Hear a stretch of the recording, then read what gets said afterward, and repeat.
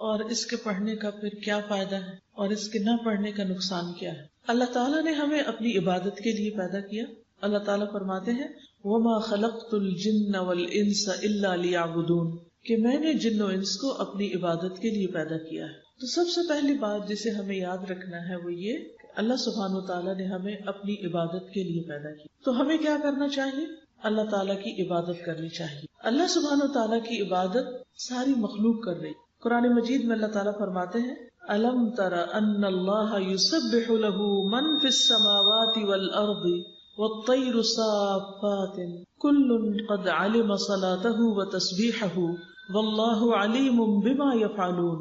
سورۃ النور آیت 41. کیا تم دیکھتے نہیں کہ آسمانوں اور زمین میں جو کچھ ہے، آسمانوں اور زمین میں جو کچھ ہے اور فضا میں پر پھیلائے ہوئے پرندے بھی، یہ سب اللہ کی تسبیح کر رہے ہیں. ہر چیز اللہ تعالیٰ کی تسبیح کر رہی ہے. ہر مخلوق کو اپنی نماز اور تسبیح کا طریقہ معلوم ہے. کل قد علم صلاتہ و تسبیحہ، اور جو کچھ وہ کرتے ہیں اللہ سب کو جانتا ہے. تو پھر ہمیں کیا کرنا چاہیے؟ کیا کرنا چاہیے؟ اپنی نماز اور تسبیح کا طریقہ معلوم کرنا چاہیے. نہ صرف یہ کہ سب مخلوق تسبیح کر رہی ہے بلکہ اللہ سبحانہ وتعالیٰ کے آگے سجدہ بھی کرتی ہے اور ان کے سجدے کا طریقہ اللہ تعالیٰ کو معلوم ہے. سورۃ الرعد 15 میں اللہ تعالیٰ فرماتے ہیں وَلِلَّهِ يَسْجُدُ مَن فِي السَّمَاوَاتِ وَالْأَرْضِ طَوْعًا وَكَرْهًا وَظِلَالُهُمْ بِالْغُدُوِّ وَالْآصَالِ. آسمانوں اور زمین میں جتنی بھی چیزیں ہیں خوشی اور ناخوشی سے اللہ کو سجدہ کر رہی ہیں، لیکن کر سب رہے ہیں. چیزوں کے سائے بھی صبح و شام سجدہ ریز ہوتے ہیں. جب سورج نکلتا ہے تو کسی بھی چیز کا سایہ، خواہ کوئی درخت ہو یا مکان ہو، اس کا سایہ کس طرف کو جاتا ہے؟ مغرب کی طرف. اور جب سورج غروب ہوتا ہے تو سایہ کس طرف چلا جاتا ہے؟ مشرق کی طرف. اللہ تعالیٰ نے ہمارا جسم ایسے بنایا ہے کہ ہم کھڑے بھی ہو سکتے ہیں، ہم جھک بھی سکتے ہیں اور ہم نیچے زمین پہ سجدہ بھی کر سکتے ہیں. لیکن بہت سی مخلوقات کو ایسا جسم نہیں ملا. پہاڑوں کو جو اللہ تعالیٰ نے بنایا تو وہ ایک ہی جگہ فکس ہے. درخت بھی جس طرح اگتے ہیں پھر وہ ایک ہی جگہ رہ جاتے ہیں، وہ خود نہیں جھک سکتے، لیکن ان کے وجود کا سایہ زمین پر پوری طرح سجدہ کر رہا ہوتا ہے، وہ جھکا ہوا ہوتا ہے. سورۃ النحل 48-49 میں اللہ تعالیٰ فرماتے ہیں اولم يروا الى ما خلق الله من شيء يتفيأ ظلاله عن اليمين والشمائل سجدا لله وهم داخرون ولله يسجد ما في السماوات وما في الارض من دابة والملائكة وهم لا يستكبرون. کیا ان لوگوں نے اللہ کی پیدا کی ہوئی چیزوں میں سے کسی چیز کو بھی نہیں دیکھا کہ اس کا سایہ کس طرح دائیں سے بائیں اور بائیں سے دائیں اللہ کے سامنے سجدہ کرتے ہوئے ڈھلتا رہتا ہے؟ اور کتنا لمبا سجدہ کرتے ہیں، سارا دن ہی تقریباً. لیکن جو ہی سورج نکلتا ہے تو ان کا سایہ ڈھل جاتا ہے، پھر آہستہ آہستہ آہستہ کم ہوتا ہے اور پھر ختم نہیں ہوتا، آخر میں بھی تھوڑا سا رہتا ہے اور پھر بڑھنا شروع ہو جاتا ہے، دوبارہ کام شروع کر دیتے ہیں. تو گویا سارا دن وہ اپنے اس حال میں رہتے ہیں اور سجدہ کرتے رہتے ہیں. اور یہ سب چیزیں انتہائی عجز کا اظہار کر رہی ہیں، یعنی اللہ کے آگے جھکی ہوئی ہیں. آسمانوں اور زمین میں جتنی جاندار مخلوق ہے اور فرشتے بھی سبھی اللہ کو سجدہ کرتے ہیں اور وہ تکبر نہیں کرتے. تو اب آپ دیکھیے کہ زمین کی مخلوق ہو یا آسمان کی ہو، موجودات ہوں، نباتات ہوں، حیوانات ہوں، سب کے سب اللہ تعالیٰ کے آگے جھکے ہوئے ہیں. حتیٰ کہ فرشتے جن کو ہم دیکھ نہیں سکتے ان کے بارے میں اللہ تعالیٰ نے گواہی دی کہ وہ بھی سجدہ کرتے ہیں، وہ بھی جھکتے ہیں. تو اگر ساری کائنات اللہ تعالیٰ کے آگے عاجزی کر رہی ہے، جھکی ہوئی ہے، تو پھر مجھے اور آپ کو کیا کرنا چاہیے؟ کیا کرنا چاہیے؟ اللہ کے آگے جھک جانا چاہیے. جب اللہ تعالیٰ کی پکار آئے حی علی الصلاۃ، آ جاؤ نماز کی طرف، آؤ نماز کی طرف، تو ہمارا جواب کیا ہونا چاہیے؟ لا حول ولا قوت الا باللہ. گویا یہ بول کر ہم اللہ تعالیٰ سے توفیق مانگتے ہیں کہ اللہ ہمیں توفیق دے کہ ہم تیرے آگے دوڑتے ہوئے آئیں اور تیرے آگے جھک جائیں جس حال میں تو سب سے زیادہ ہمیں پسند کرتا ہے، یعنی سجدے کی حالت میں ہمیں اس تک پہنچنے کی تو توفیق دینے والا ہے. تو اس لیے کبھی بھی آذان سن کر نماز نہ چھوڑیں، جھک جائیں، عاجزی اختیار کریں، ورنہ کیا ہوگا؟ ساری کائنات تو ایک طرف اور سجدہ نہ کرنے والے دوسری طرف. ساری چیزیں میجورٹی اللہ کے آگے جھکی ہوئی ہے اور صرف چند انسان دنیا کے جو نماز نہیں پڑھتے وہ اکیلے تنہا رہ جائیں گے اور وہ اپنے انجام کو جا پہنچیں گے. سورۃ الحج آیت نمبر 18 میں اللہ تعالیٰ فرماتے ہیں الم تر ان اللہ یسجد لہ من فی السماوات ومن فی الارض والشمس والقمر والنجوم والجبال والشجر والدواب وكثير من الناس وكثير حق عليه العذاب ومن يهن الله فما له من مكرم ان الله يفعل ما يشاء. کیا تم دیکھتے نہیں؟ اللہ تعالیٰ بار بار کیا فرمانے؟ کیا تم دیکھتے نہیں؟ غور نہیں کرتے؟ دیکھو تو، آنکھیں تو کھولو، کیا ہو رہا ہے کائنات میں؟ کیا تم دیکھتے نہیں کہ جو کچھ آسمانوں اور زمین میں ہے، اور سورج، چاند، ستارے، پہاڑ، درخت، چوپائے اور لوگوں کی ایک کثیر تعداد اللہ کے لیے سجدہ کر رہی ہے. تو اے انسان جو سجدہ نہیں کرتا، تجھے کیا ہے؟ تو کیوں نہیں نماز پڑھتا؟ تو کیوں نہیں اللہ کے آگے جھکتا جبکہ باقی سب جھک رہے ہیں؟ اور بہت سے لوگ ایسے بھی ہیں جو عذاب کے مستحق ہو چکے ہیں. یہ کون ہے پھر جو عذاب کے مستحق ہوئے؟ جو سجدہ کرنے سے انکار کرتے ہیں. یہ بتائیے کہ سب سے پہلے سجدے سے انکار کس نے کیا تھا؟ ابلیس نے. تو اللہ سبحانہ وتعالیٰ نے اس کے ساتھ کیا معاملہ کیا؟ اللہ تعالیٰ اس سے ناراض ہو گئے، اس کو وہاں سے نکال دیا اپنے پاس. حالانکہ اس نے اللہ تعالیٰ کو نہیں، اللہ کی مخلوق کو سجدے سے انکار کیا تھا. گویا اللہ سبحانہ وتعالیٰ کا حکم نہیں مانا تھا، اللہ کی بات نہیں مانی تھی. تو نماز پڑھنے کا حکم کس نے دیا؟ اللہ تعالیٰ نے. تو اگر کوئی شخص اللہ تعالیٰ کا حکم نہیں مانتا تو پھر اللہ تعالیٰ نے اس کے لیے کیا تیار کر رکھا ہے؟ اس کی اکڑ کو توڑنے کے لیے آگ تیار کر رکھی ہے. اور بہت سے لوگ ایسے بھی ہیں جو عذاب کے مستحق ہو چکے ہیں، اور جسے اللہ ذلیل کر دے پھر اسے کوئی عزت دینے والا نہیں. اور اللہ وہی کرتا ہے جو وہ چاہتا ہے، جو کچھ اللہ چاہتا ہے وہ کر لیتا ہے. یہ جو ذلیل کرنے کی بات ہے یہ بھی بڑی امپورٹنٹ. سوچئے کبھی ایسا ہوا کہ آپ کو بھری محفل میں کسی نے ڈانٹ دیا ہو تو آپ نے کیسا محسوس کیا؟ سب کے سامنے کیا لگا آپ کو؟ کہ میری بےزتی ہوگی. اس بےزتی کا آپ پر کوئی اثر ہوا؟ حالانکہ کیا تھا، ایک بات ہی تو تھی اور کوئی بڑی بات نہیں تھی، تھوڑی سی بات تھی، بس بات ہوئی ختم ہو گئی. لیکن اس کا اثر آپ کے دل پر پڑتا ہے کبھی؟ اب مثلاً گھر میں مہمان آئے ہوئے ہوں اور آپ کی امی آپ کو ڈانٹ دیں مہمانوں کے سامنے، تو ہو سکتا ہے کہ ڈانٹ آپ کو بری نہ لگے، لیکن کیا چیز بری لگے گی؟ کہ ان کے سامنے ڈانٹ دیا ہے. اگر آپ کے ہسبینڈ آپ کو آپ کے پیرنٹس کے سامنے ڈانٹ دیں تو کیسا لگے گا؟ بہت برا لگے گا. اسی طرح اگر آپ کو بھرے بازار میں کوئی پیٹ دے، وہ مارنے لگ جائے تو آپ کو کیا محسوس ہوگا؟ برا لگے گا نا. تو سوچئے ان لوگوں کا کیا حال ہوگا، ان کی بےزتی کا کیا حال ہوگا جنہیں پوری مخلوق کے سامنے، ہر چیز کے سامنے جہنم میں پھینکا جائے گا. وہ ذلت کیسی ذلت ہوگی، وہ کیسی بےزتی ہوگی، اس کا تو کوئی تصور بھی نہیں کر سکتا. لیکن یہ ذلت کس کے لیے ہے؟ ان لوگوں کے لیے جو تکبر کرتے ہیں، جو اللہ کے آگے جھکتے نہیں ہیں. تو اس لیے ہم دیکھتے ہیں کہ جو اللہ سبحانہ وتعالیٰ کے مقرب فرشتے ہیں وہ سجدے میں پڑے رہتے ہیں. کچھ فرشتے ایسے ہیں جو اپنی پیدائش کے دن سے لے کر آج تک صرف سجدے میں انہوں نے سر اٹھایا ہی نہیں. کچھ ایسے ہیں جو صرف رکوع میں ہیں، انہوں نے رکوع سے سر اٹھایا ہی نہیں کبھی. کچھ ایسے ہیں جو ہاتھ باندھ کے کھڑے ہیں اور تسبیح کر رہے ہیں اللہ، اور وہ اس سے کبھی رکے ہی نہیں، کنٹینیوس. آپ دیکھیں کہ دنیا میں آپ بہترین سے بہترین کیسٹ پلیئر، ریکارڈر، آئی فون، کوئی بھی چیز لے لیں جس پر آپ کچھ پلے کرنا چاہیں تو اس کی ایک لمٹ ہوتی ہے. اس میں کتنا زیادہ ڈیٹا آ جاتا ہے، 64 GB. پھر کیا ہوتا ہے؟ وہ بھی بھر جاتا ہے.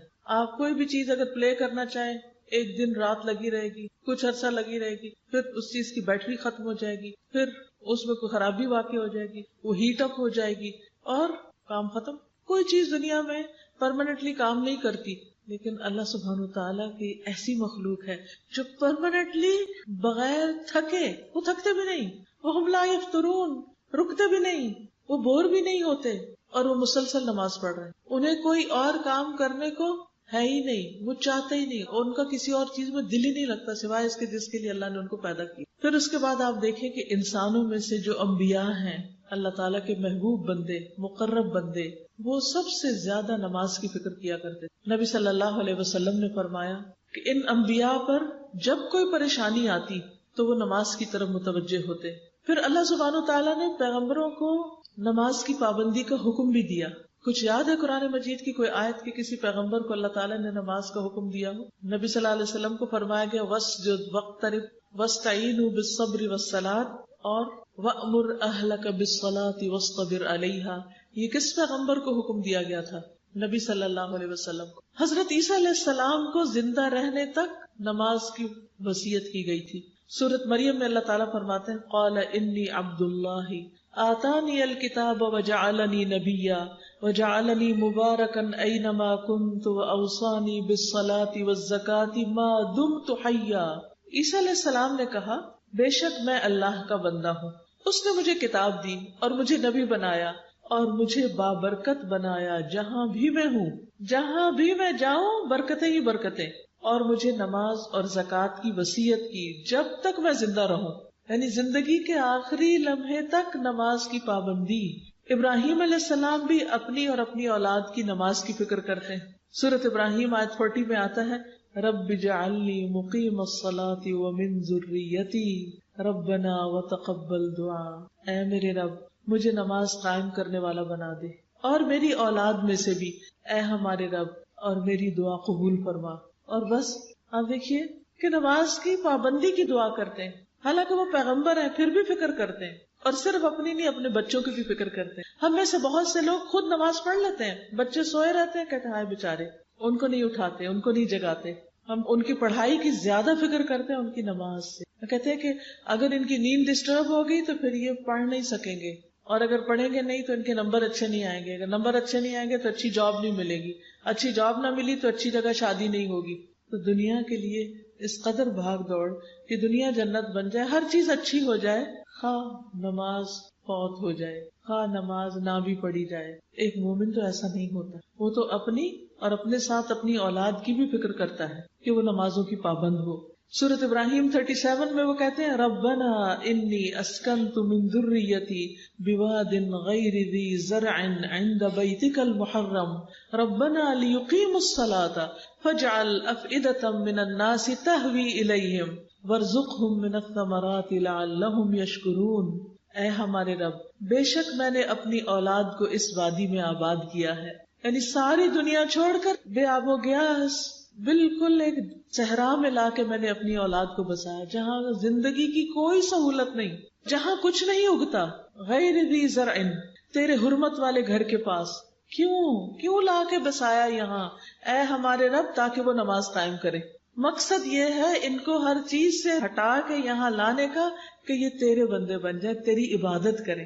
آج ہم میں سے کون پیرنٹس ایسے ہیں کہ جو اپنا گھر مسجد کے قریب لیں تاکہ ہمارے بچے سہولت کے ساتھ جماعت سے نماز پڑھ سکیں؟ اور کب کس نے گھر بنا کر یہ کہا اے رب میں نے اپنے بچوں کو یہاں اس گھر میں لا بسایا ہے تاکہ وہ تیری عبادت کریں، اور اس مسجد کے قریب گھر بنایا ہے تاکہ وہ تیری عبادت کے پابند ہو. اب تو ٹرینڈ یہ ہو گیا کہ لوگ مسجدوں سے دور گھر بناتے ہیں تاکہ وہ مسجد کا شور نہ ہے. وہ اذان کی آواز آتی ہے نا، نیند خراب ہو جاتی، بچے ڈسٹرب ہو جاتے ہیں. پھر جن بچوں کی ہم عیش و عشرت کا اور آرام کا اتنا خیال رکھتے ہیں، بڑے ہو کر وہ ہمارے بھی نہیں رہتے، کیونکہ ہم نے ان کو اللہ کا نہ بنایا. تو اللہ تعالیٰ نے ان بچوں کو پھر اپنے ماں باپ کا بھی بننے کی توفیق نہ. تو ہم چاہے گھر بنائیں، چاہے کہیں ٹریول کریں، چاہے کوئی پلان کریں، پروگرام بنائیں، شادی بیاہ پارٹی کچھ بھی، تو اس میں نمازوں کے ٹائم کی پابندی کرتے ہوئے ہر چیز کا خیال رکھیں. پہلا سوچیں کہ نماز کس وقت ادا ہوگی. مثلا سفر پہ آپ چل رہے ہیں، نکل رہے ہیں، تو ٹائم دیکھیں کہ نماز کا وقت تو نہیں قریب، تو نماز پڑھ کے نکلیں. یا پھر بیچ میں روک لیں گاڑی، اگر اپنے اختیار میں نہیں روک سکتے تو جہاں بیٹھے وہیں پڑھیں، کیونکہ نماز تو وقت کی پابندی کے ساتھ فرض ہے، وہ تو پڑھنی ہی پڑھنی ہے. ابراہیم علیہ السلام نے اپنے بچوں کی نماز کی فکر کی تھی، لہٰذا آپ دیکھیے کہ پھر بچوں کے اندر کیسا اخلاق پیدا ہوا. ان کے بیٹے اسماعیل علیہ السلام کے بارے میں سورۃ مریم میں آتا ہے 54 اور 55 وَاذْكُرْ فِي الْكِتَابِ اسماعیل. اس کتاب یعنی قرآن مجید میں اسماعیل کا ذکر کیجیے. اِنَّهُ كَانَ صَادِقَ الْوَعْدِ، بے شک وہ وعدے کے سچے تھے. یہ ان کی خاص خوبی بیان کی گئی، وعدے کے بڑے پابند تھے. وَكَانَ رَسُولًا نَبِيًّا، اور رسول نبی تھے. وَكَانَ يَأْمُرُ أَهْلَهُ بِالصَّلَاةِ، وہ اپنے گھر والوں کو نماز کا حکم دیتے تھے. وَالزَّكَاةِ، اور زکوٰۃ کی ادائیگی کا حکم دیتے تھے. وَكَانَ عِندَ رَبِّهِ مَرْضِيًّا، اور وہ اپنے رب کے نزدیک ایک پسندیدہ انسان تھے. تو ایک پسندیدہ انسان کی خوبیاں کیا ہیں، کیا بتائی گئی کہ وہ کیا کرتا ہے؟ صرف خود نہیں، گھر والوں کو بھی نماز کا حکم دیتا ہے، گھر والوں کی نماز کی بھی فکر کرتا ہے. اور پھر پسندیدہ انسان کان صادق الوعد، وعدے کا سچا. جو کہا اسے کر کے دکھایا. پھر آپ دیکھیے ابراہیم علیہ السلام کی بیوی حضرت سارہ. آپ کو معلوم ہے کہ جب حضرت ابراہیم علیہ السلام نے سارہ علیہ السلام کو ساتھ لے کر ہجرت کی، جب ان کو آگ میں پھینکا گیا اور پھر وہاں سے اللہ تعالیٰ نے ان کو بچا لیا، تو پھر انہوں نے اس علاقے کو چھوڑ دیا کیونکہ وہاں رہنے کا کوئی جواز نہیں تھا. تو وہ اپنی بیوی اور اپنے بھتیجے یعنی لوط علیہ السلام کو لے کر نکلے. تو وہ ایک ایسی بستی میں پہنچے جس میں بادشاہوں میں سے ایک بادشاہ یا ظالموں میں سے کوئی ظالم رہتا تھا. اس نے ابراہیم علیہ السلام کے پاس یہ حکم بھیجا کہ سارہ علیہ السلام کو اس کے پاس بھیج دیں، یعنی اپنی بیوی کو میرے پاس بھیج دو تاکہ میں اس کے ساتھ جو چاہوں کروں. کتنا مشکل وقت تھا. تو اب کیا کرتے، بھیجنا ہی پڑا، کیونکہ اگر آپ کسی ملک میں داخل ہو جاتے ہیں تو آپ کو اس ملک کے قانون کی پابندی کرنی پڑتی، اور ویسے بھی وہ ایسا ظالم تھا کہ وہ نہ بھیجتے تو شاید وہ مار ڈالتا. اور دیکھ لیجئے ابراہیم علیہ السلام اللہ کے دوست ہیں، لیکن آزمائش کتنی بڑی آ گئی. ابھی ایک آزمائش سے نکل کے آ رہے ہیں اور ایک اور آزمائش. سوچئے کسی بھی مرد کو اگر یہ کہا جائے کہ تم اپنی بیوی کو میرے پاس بھیج دو، کتنا مشکل وقت ہوگا. لیکن انہوں نے خودکشی نہیں کی. سارہ علیہ السلام نے کیا کیا، جب وہ لائی گئی اس کے محل میں، جب وہ بادشاہ ان کے پاس آیا تو وضو کر کے نماز پڑھنے لگ گئی. کہنے لگی اے اللہ، اگر میں تجھ پر اور تیرے رسول پر ایمان رکھتی ہوں. کون تھے رسول؟ ابراہیم علیہ السلام. تو مجھ پر اس کافر کو مسلط نہ کرنا، تو میری عزت کی حفاظت کرنا. تو کہتے ہیں کہ بادشاہ کا سانس گلے میں پھنس گیا اور وہ گر کر ایڑیاں رگڑنے لگا. ایک اور روایت میں آتا ہے کہ جو ہی اس نے ہاتھ آگے بڑھا اس کا ہاتھ پتھر ہو گیا. یہ کس چیز کا نتیجہ تھا؟ کس چیز کا؟ اس نماز کا فائدہ تھا کہ اللہ تعالیٰ کا حکم ہے نا. ابھی آپ نے آیت بتائی کہ وَاسْتَعِینُوا بِالصَّبْرِ وَالصَّلَاةِ، کہ ایسی مشکل آزمائشوں کے وقت کیا کرو، نماز پڑھ کے اللہ سے مدد مانگو. عام طور پر لوگوں کا حال کیا ہوتا ہے، جب مشکل آتی ہے سب سے پہلے نماز ہی چھوڑ بیٹھتے ہیں. وہ اتنے پریشان ہوتے ہیں کہ کہتے ہیں میں تو نماز ہی بھول گئی. تو اللہ نہ کرے کہ ہماری زندگیوں میں ایسا کوئی وقت آئے کہ ہم نماز بھولیں یا اس سے کوتاہی کریں یا اللہ تعالیٰ سے ناراض ہو کر اللہ کی عبادت چھوڑ بیٹھے. یہ سخت آزمائش ہوتی اور یہ بھی عذاب کی ایک قسم ہوتی کہ جس میں انسان، کئی دفعہ لوگوں نے آپ سے بھی سوال کیا ہوگا، لوگ پوچھتے ہیں کہ آزمائش اور عذاب میں کیا فرق ہوتا ہے. ہمیں کیسے پتا چلے کہ کوئی تکلیف ہمارے لیے آزمائش ہے یا پھر عذاب ہے اللہ کا؟ اگر کسی تکلیف کے آنے پر ہم اللہ تعالیٰ کے اور قریب ہو جاتے ہیں تو یہ آزمائش ہے. اللہ تعالیٰ اس سے درجے بلند کرنا چاہتا ہے. وہ کسی گناہ کی سزا نہیں ہے بلکہ کیا ہے، ایک امتحان ہے. اور اگر کوئی شخص اس پر جب امتحان آئے اور وہ اور بگڑ بیٹھے اور اللہ سے اور دور ہو جائے تو سمجھے کہ یہ کسی گناہ کی سزا ہے. کیونکہ نیکی کے بعد ایک اور نیکی کا موقع مل جانا یہ پہلی نیکی کا ثواب ہوتا ہے. ہم دعا مانگتے ہیں نا ربنا آتنا فی الدنیا حسنہ، تو اس کا مطلب کیا کہ اللہ تعالیٰ ایک نیکی کے بعد ایک اور، ایک کے بعد ایک اور نیکی کا موقع دیتے جانا، راستے کھول دینا ہمارے لیے. تو جب ایک شخص ایک نیکی کرتا ہے تو اللہ تعالیٰ اس کو دل کھول دیتا ہے، اس کو نیکی سے محبت ہوتی ہے، وہ اگلی اور اچھی کرتا ہے. جب وہ کرتا ہے تو پھر ایک اور دروازہ کھلتا ہے، ایک اور کھلتا ہے، ایک اور کھلتا ہے. لیکن اگر انسان نیکی کے مواقع سے فائدہ نہیں اٹھاتا تو کیا ہوتا ہے، جب ایک نیکی چھوڑتا نا، مثلا کچھ لوگ ہوتے ہیں اچھا چلو نفل چھوڑ دیتے ہیں. اب کیا ہوتا ہے، ایک دن نفل چھوڑے نا ذرا، اگلے دن دل مانے گا پڑھنے کو، اگلے دن پھر شیطان کو بہانہ کروا دے گا، پھر چھوٹ جائیں گے. اگلے دن پھر چھوٹ جائیں، آپ کہیں گے اوہ یہ کیا ہو گیا، میں تو اچھی بھلی اتنی پابندی کرتی تھی، اشراق اور چاشت کی ہے تو میرے زندگی سے نکل گیا. تو جب نیکی کے بعد مزید نیکی کا موقع ملتا جائے تو سمجھے کہ اللہ تعالیٰ راضی ہے، چاہے مشکل سے ہی ملے. اور اگر نیکی کے مواقع چھننے لگے اور نیکی کرنے کو دل نہ چاہے، نیکی کے لیے دل سخت ہو جائے، یا انسان عبادت چھوڑ بیٹھے یا اللہ تعالیٰ سے ناراض ہو جائے تو یہ انسان کی بدبختی کی علامت ہوتی. تو اللہ تعالیٰ ہم سب کو اس سے محفوظ رکھے. اللہ ہمیں ایسی آزمائش میں نہ ڈالنا کہ ہم تجھ سے دور ہو جائیں، کیونکہ یہ سب سے بڑی آزمائش ہے کہ انسان اللہ سے دور ہو جائے اور اللہ تعالیٰ کی عبادت میں کمی کر دے. تو اس لیے ہر حال میں مشکل ہو کے آسان، چھوٹی ہو کے بڑی، جو میسر ہو نیکی کرتے چلے جائیں. تو بہرحال آپ دیکھیے کہ سارہ علیہ السلام کو اللہ تعالیٰ نے اس نماز کے پڑھنے کی برکت سے ایسی غیبی مدد کی کہ ان کی عزت بھی محفوظ ہوئی. اور اس کے بعد بادشاہ کے پاس ایک اور لونڈی تھی حضرت ہاجر، وہ انہوں نے ان کو گفٹ کے طور پر دے دی. کہا کہ یہ عورت بہت مختلف عورت، یہ کوئی معمولی چیز نہیں ہے، یہ ان کی کرامت تھی. اور پھر اللہ تعالیٰ نے ان کے لیے راستے کھولے اور پھر حضرت ہاجرہ سے حضرت اسماعیل علیہ السلام پیدا ہوئے اور پھر اس سے وہ گھر آباد ہوا جس کی محبت میرے اور آپ کے دل میں ہر وقت تڑپتی رہتی. اور ہم میں سے جب کوئی سنتا ہے نا کہ فلاں حج پہ جا رہا ہے تو دل کا حال کیا ہوتا ہے، جب سنتے ہو فلاں عمرے پہ جا رہا ہے تو دل کیسے مچلنے لگتا ہے کہ ہم بھی اڑ کے پہنچ جائیں. اللہ تعالیٰ تیرے لیے تو کچھ مشکل نہیں. تو شروع کہاں سے ہوا تھا؟ انہی لوگوں سے نا. اللہ نے ان کو اپنی طرف آنے کی وجہ سے اور نیکیوں کا موقع دے دیا. تو کبھی کسی حال میں بھی نماز کو بدنام نہ کرے کہ اچھا ہم نے تو نماز پڑھی تھی, ہماری تو دعا قبول نہیں ہوئی. کیا ہم نے وضو صحیح کیا تھا؟ کیا سجدے صحیح کیے تھے؟ کیا جو کچھ اس میں پڑھا تھا وہ صحیح تھا؟ یہ صرف ایک حاضری لگائی تھی. ٹھیک ہے نا. بہت سے لوگ کہتے ہیں ہم نے نماز پڑھی فائدہ نہیں. بھائی کیوں نہیں ہوا؟ کیونکہ ریسیپی ٹھیک نہیں تھی. سارے لوگ کیک بناتے ہیں, کیا سب کا کیک ٹھیک بنتا ہے؟ کیوں نہیں ٹھیک بنتا؟ طریقے میں فرق ہوتا ہے نا. تب آپ کے میں تو اتنے پیسوں کا سب کچھ خرید کے لائی تھی, میرا تو کچھ نہیں بنا, آج کے بعد کیک ہی نہیں بنا رہی. نہیں بھائی, اپنے آپ کو ٹھیک کرو. پہلے کیک بنانا سیکھو, پھر صحیح مزہ آئے گا بنانے کا. اگر طہارت ہی ٹھیک نہیں, غسل ہی ٹھیک سے نہیں کرتے, وضو ہی ٹھیک سے نہیں کر رہے, رکوع سجدہ قیام یہی ٹھیک سے ادا نہیں ہو رہا, نماز میں چوری ہو رہی ہے, سطر ہی ٹھیک نہیں, تو کیا نماز پڑھی آپ نے؟ کیونکہ نماز کے تو ادائیگی کی اور قبولیت کے لیے کچھ شرائط ہیں, کچھ آداب ہیں. صرف چند ٹکرے مار لینے کا نام نماز نہیں ہے. تو اس لیے کبھی خدا کے لیے نماز کو بدنام نہ کریں, کیونکہ یہ اللہ کا وعدہ ہے. اور اتنی بڑی مثال ہمارے سامنے ہے کہ کس طرح اللہ تعالیٰ نے حضرت سارہ کی مدد کی. پھر آپ دیکھیں کہ نبی صلی اللہ علیہ وسلم اور آپ کے صحابہ کی پہچان کیا ہے, اور پھر اس کے بعد آپ کی امت کی پہچان کیا ہوگی. صحابہ کی پہچان تو قرآن نے بتا دی, محمد الرسول اللہ والذین معہ اشداء علی الکفار رحماء بینہم تراہم رکعا سجدا یبتغون فضلا من اللہ ورضوانا سیماہم فی وجوہہم من اثر السجود ذالک مثلہم فی التوراۃ. محمد صلی اللہ علیہ وسلم اللہ کے رسول ہیں, اور جو لوگ اس کے ساتھ ہیں یعنی صحابہ کرام کافروں پہ بہت سخت ہیں, آپس میں بہت نرم دل ہے. یہ سچے مومن کی پہچان. وہ ایک دوسرے کے ساتھ بہت ہی نرم ہوتے ہیں, محبت کرنے والے ہوتے ہیں, ایک دوسرے کے لیے مہربان ہوتے ہیں, ایک دوسرے کی کیئر کرنے والے ہوتے ہیں, ایک دوسرے کا خیال کرنے والے ہوتے ہیں, ایک دوسرے کی ضرورت کو سمجھنے والے ہوتے ہیں.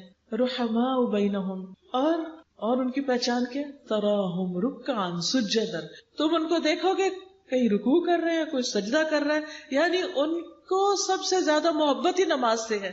آج آپ دیکھیں لوگ حجاب بھی اوڑھ لیتے ہیں, درس بھی اٹینڈ کر لیتے ہیں, نمازوں کی پابندی نہیں کرتے. کس قدر آفت ہے. یہ کیسا دین ہے جس کا پہلا رکن ہی نماز ہے, پہلی شرط ہی نماز ہے. اور پھر یبتغون فضلا من اللہ ورضوانا, وہ اپنے رب کا فضل اور اس کی رضا ڈھونڈتے رہتے ہیں کہ کس طرح رب کو خوش کر دے, راضی کر دے. سیماہم فی وجوہہم من اثر السجود, سجدوں کی کثرت کی وجہ سے ان کے پیشانیوں پر, ان کے ماتھوں پر امتیازی نشان موجود ہیں.